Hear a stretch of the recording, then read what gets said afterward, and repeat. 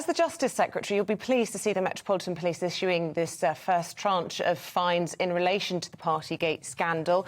You'll have seen, though, the headlines this morning. For example, this in the Eye, PM in denial over the fines. Why can't the Prime Minister admit that the law was broken at Number 10 in Whitehall? Look, in relation to 20 cases, it's clear that the law was breached. That's why the fixed penalty notice has been handed down. The Metropolitan Police investigation is ongoing, and we'll obviously respect and fully cooperate with it, as we've said all along. And I think more generally, the PM has taken action based on the Sue Gray interim report. He said he takes responsibility for the things that went wrong. He's overhauled Number 10. There's been a range of people that have left. And as he made clear, he's cooperated with not just the Sue Gray report, but the government has engaged and cooperated fully with the Metropolitan Police process. Of course, that needs to run its course, and I'm not going to prejudice or preempt or comment on any further aspects of it. But if the Prime Minister has, and we've got the footage, has stood in Parliament multiple times saying the rules were followed, that no parties were held, he even said at one point, has he been knowingly misleading Parliament?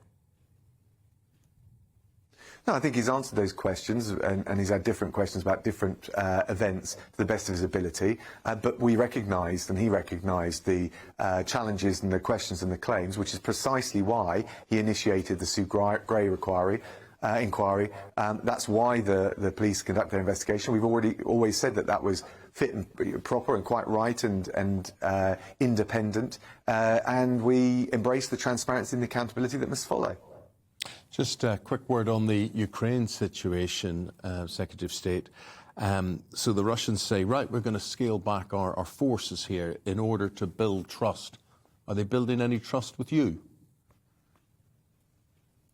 No, I think we take with a pinch of salt what they say. What we judge the Putin government and the war machine is on what it does. And of course there's all sorts of scepticism that they may pull back in order to regroup, rather than as a genuine scaling back of the invasion.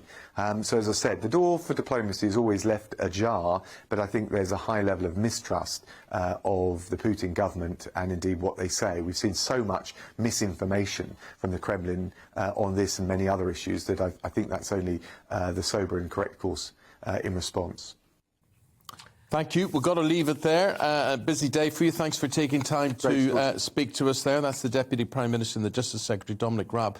And I should point out to you, which will make you very happy today, Mr. Raab, you are my MP. How good does that make you feel?